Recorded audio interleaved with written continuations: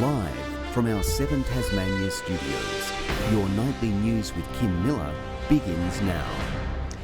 Good evening. An anti-trans rally has been upstaged by LGBTQI+ supporters as the competing groups clashed on the doorstep of State Parliament. Anger erupted as close to 400 equality advocates drowned out the voices of those fronting the Let Women Speak protest. Face to face with opposing views, tensions rose on Parliament lawns as counter-demonstrators closed in on a smaller cohort of anti-transgender supporters. It's great to see how many Tasmanians have come out in support of the trans and gender diverse community. Look at the numbers. That's a clear showing. The presence of controversial activist Kelly J. Keane-Minshall wreaking havoc, seeing police intervene as scuffle began among the crowds. Do you want my service? Gladly. Girl, your biology's kindergarten level. Tasmania's LGBTQI+ community standing up in numbers to speak out, with the Let Women Speak group, who says it's pro-feminist, attempting to relocate the rally to have their voices heard.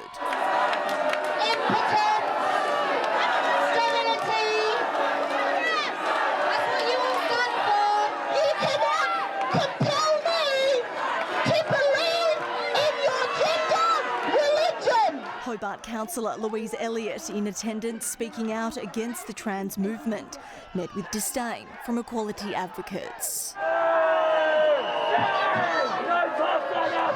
It's really pleasing to see that we far outweigh the numbers of the other event. I can imagine that for many of the people in the crowd today, hearing this kind of rhetoric is increasingly harmful. The Jewish community thankful the harmful scenes of the Nazi salute seen just days ago at a similar protest were absent from the event. But seeing it in Melbourne was very concerning, that people just out in the open in front of Parliament were doing such a harmful and threatening salute. Still, tempers flared as attendees clashed. You're interrupting. Go away! Anti-trans speakers could barely be heard as they took to the microphone, with the roar of the opposing crowd taking over. And these children come to tell us that we're not allowed to speak. Guarded by her security and booed on the way out. The unwelcome reception sustained until the final moments for the international visitor.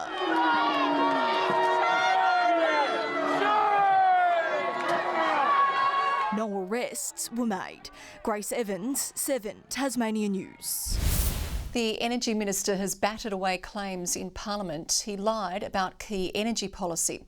Labor zeroed in on a radio blunder from the Minister, with cost of living front of mind for families. With a prop in hand, Labor leader Rebecca White zeroed in on Guy's gaffe. Linking from the national electricity market to... Asking why he claimed the government never had a policy to leave the national electricity market. Why do you think it's okay to try to pretend that you never made this promise? Because it's another gotcha moment. It's another publicity stunt. The Energy Minister says the policy's just been misunderstood. This was not a policy to physically disconnect from the national electricity market, but rather to remove the link to Victorian prices. But the price link was never removed, resulting in cheaper energy.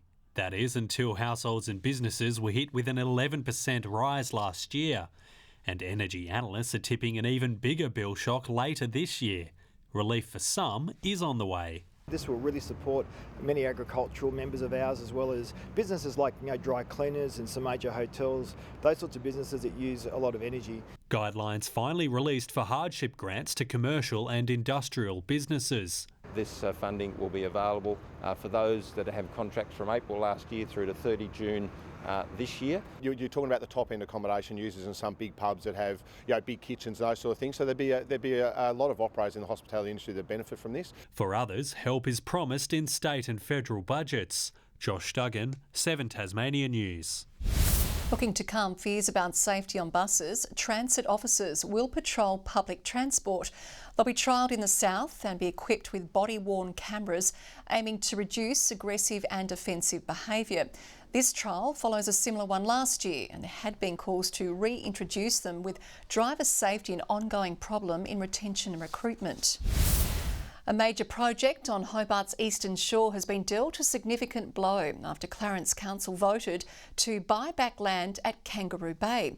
Frustrated developers say they needed more time, but the Mayor says enough is enough. The grand plans for a grand hotel at Kangaroo Bay now consigned to history's dustbin. In a 10-2 vote, Clarence Council decided to take back the site from Shamroad. And in my short time on council, I haven't been able to build any sense of trust from our dealings with Shamroad. I do not have the trust and confidence required in Shamroad for them to follow through in the timeframes being discussed. The Mayor lashing the company for its delays. 5 years and nothing's occurred. It was time to either step up or step away. Shamroad have been told to step away. We're buying the land back. Shamroad says the move sends a dangerous message to investors. To not have it supported last night and not to move on to the planning process was extremely disappointing. Also refuting claims nothing was happening on the site. We've been busily preparing the pre-assessment process for council submission at the end of this month. Council's move will place the pressure and responsibility back on them to get Kangaroo Bay moving forward. The Mayor confident their decision will be a catalyst for the revitalisation of the area. City Hall consultation process, there's very ambitious timeframes around that. The two parties now set to go through the courts. And the council needs to make a case that substantiates in the courts why it should be able to buy back the land. Shamroad not Clarence's only target, also censuring Michael Ferguson for his intervention in the Skylands development. Whether you voted for Skylands or not, this minister's behaviour is worthy of censure. The Mayor abstaining as he looks to soothe tensions. I'll be doing my level best to maintain relationships with Minister Ferguson. The government making no apologies for its actions. You're in a market that's booming because of population growth. We need to see more support for policies that see planning reform. Do you still have confidence in the planning minister? Yes, I do. John Hunt, 7 Tasmania News. Construction workers had to climb down from the roof of a burning building in Launceston's Quadrant Mall this afternoon. They were trapped on top of the former Worst House kitchen, which caught fire around 2 o'clock when hot sparks ignited polystyrene. Thick smoke made visibility so poor, firefighters took around half an hour to find the source of the blaze. It was very difficult to gain access, a lot of smoke, not a lot of fire. Dozens of workers were evacuated from neighbouring businesses. 6 contractors were inside at the time. No one was injured. A new statewide trauma service has been launched, delivering better ongoing treatment to patients with serious and complex injuries. The specialist team is based at the Royal Hobart Hospital and will lead individual care plans from injury to rehabilitation. And the patients that we're looking after are largely people who've had injuries from a high energy transfer. They might have been a motor vehicle accident, they might have had an occupational injury, they might have had a fall. Everything's spot on, you know where you stand, what you're doing and what's happening with your body the whole time, like your pain management and everything. The hospital treats around 700 major trauma patients a year. Vets helping a little penguin to heal after an alleged attack at Burnie more than a week ago say he's doing well and are hopeful he will make a full recovery. The penguin, nicknamed Tib by the Forth Valley Vet Clinic, arrived in need of urgent treatment and has since undergone surgery. 3 youths are facing suspected animal cruelty offences. A Tasmanian bred bull has sold for a whopping price at auction, shocking its owners and bidders alike. The purchase is now the highest price for a single bull in the state, selling for nearly $250,000. It's no bull. This boy has gone for a record-breaking price. $240,000 first call, second call, third and final call. I'm selling with a duck. This Prime Angus selling for a staggering $240,000. It's a bit of a surreal feeling. It was a price that was way beyond expectation. We had a feeling that the bull would be the top price bull in the sale, but certainly not to that level. It was a great day for the cattle industry here within Tasmania. Smashing the state's previous record of $75,000 for a single bull, also set by Land for Angus back in 2019. I don't think anyone expected it to go to that level. We knew the bull was good, and there's been a lot of interest in that bull over the last week to 10 days. Hundreds of bidders attending yesterday's annual autumn sale, with 230 bulls sold at the 5th generation Archer family farm. There was a lot of buzz in the room. There could have been up to 8 or 10 different parties bidding on that bull, so there's a lot of action. The new owners, Danoon Angus, were prepared to spend up big, saying they were drawn to the bull's pedigree, performance, structural soundness and his wonderful temperament. What we're most pleased about is the bull was bought by a seed stock producer that has a strong commercial focus as well. So we feel humbled. As the Archer family celebrates 75 years of Angus cattle breeding, they now look to their next sale in mid-September, hoping for another incredible result. We'll sell another 250 to 280 bulls in the spring. There's some pretty good bulls coming through again. Whether we get to that level again, I'm not sure. One thing is for sure, history has been made. McKenna Bailey, 7 Tasmania News. Some of the world's most dedicated trail runners are preparing to tackle the might of Kanoni Mount Wellington this weekend. The second Kanoni Mountain Run is expected to be a tourist drawcard, with around 30% of this year's field coming from interstate or overseas. Adults can compete in 5 races, ranging from a vertical kilometre to a 67-kilometre ultra marathon. The event has attracted competitors from as far away as Japan. I saw many variety of things like roots, rocks, great views. There's definitely a spirituality and sort of a well-being aspect to running in the bush, or even walking, mountain biking. Registrations for the ultra marathon race closed tonight. Tasmania's hungry construction sector has been among the industries making a pitch to workers at the Glenorchy Jobs Hub. The builder of the new Bridgewater Bridge, McConnell Dow, is looking for a wide range of staff, including labourers, site engineers and environmental advisors for the $800 million project. At peak, we're going to have about 300 people working.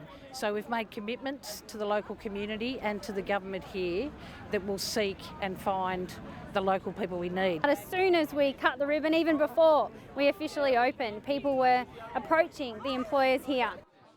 Around 30 local businesses connected with job seekers, ranging from those entering the workforce to retirees looking to earn some extra cash. Tasmania's peak motoring body has notched up a significant milestone, the RACT marking 100 years by reflecting on a century of operations and its impact on advocating for legislative change. Our reporter Grace Evans has this special report. It's probably happened to all of us at one stage or another, and let's admit it, it's a bit of a dog's life to break down. It's everybody's fear, breaking down and not knowing what to do. More than 2 decades on from this piece of history, the vehicle you call for help roadside looks a little different, but the service is the same as it's been for a century. Mark Owen is behind the wheel of this kitted out van en route to another breakdown. Maybe one of those every day or two. Having said that, we've just got a cooling system one turn up, so we'll just pull over. A steaming bonnet was the first sign of distress for this driver. So usually the heat doesn't go up very much, it just stays in the one spot, and now it's going up about mid. An overall assessment leading to a quick fix on a cooling issue. Helping this young driver on her way, just like hundreds of thousands of Tasmanians who've been supported by the RACT patrols over the years. Awesome, thank you so much. You were very quick as well. It only took you like 20 minutes since I called. But the patrol job isn't without its challenges, including dead batteries, flat tyres and trapped keys. On the highways, when it's a really hot day, you'll get a lot of cooling systems and things like that break down. Turning back the clock to mark 100 years of commitment, the industry has come a long way. Right, try it again. Of all Australia's car organisations, it was the RACT that first introduced a roadside service. 100 years on, it's still at the core of what the RACT do, one of the state's most trusted organisations. We've got more than 210,000 Tasmanians who are members of the RACT, but we're in about 70% of Tasmanian households. Today, cutting a cake to celebrate a century of service. From a humble car club created by a small group of volunteers, the modern RACT offers a range of member services and, importantly, remains one of the staunchest advocates for road safety. It's that ability to evolve which is the reason why we're 100 years young today. There's one key activity that remains the same, the one that responds to your call in a time of need. Roger. Grace Evans, 7 Tasmania News.